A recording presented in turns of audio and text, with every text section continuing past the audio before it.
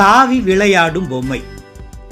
Hi குட்டீஸ், வாங்க வாங்க, இங்க பாருங்க.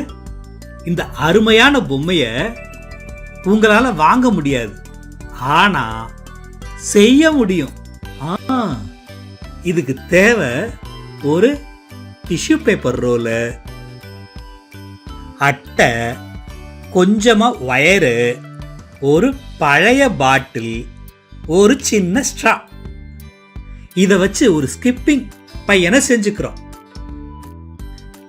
டிஷ்யூ பேப்பர் ரோலை இத மாதிரி அட்டையில ஒட்டிக்கங்க. ஒரு துண்டு வயரால அட்டையில ஒட்டி இருக்கிற டிஷ்யூ பேப்பர் ரோல்ல கோத்துக்கங்க. இந்த கம்பிய பாருங்க, இப்படி பிடிச்சு 2 முறை வளைச்சுக்கங்க. எத்தனை முறை? 2 முறை. சரியா?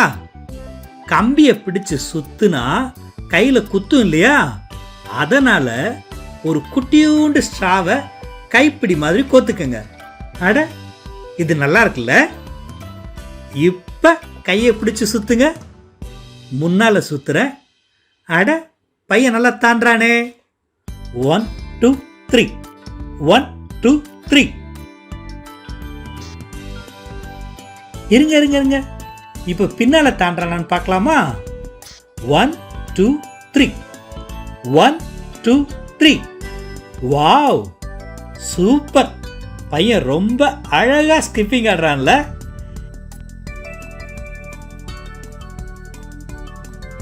இப்போ இந்த டிஷ்யூ பேப்பர் ரோலுக்கு பதிலா ஒரு பிளாஸ்டிக்கை மடிச்சு அதுல செஞ்சு பார்க்கலாம். அட, இன்னும் ஜோரா அழகா இருக்கு. இருங்க இருங்க, எங்க ஓடுறீங்க? ஓ, நீங்களும் செஞ்சு பார்க்க போறீங்களா? Okay okay.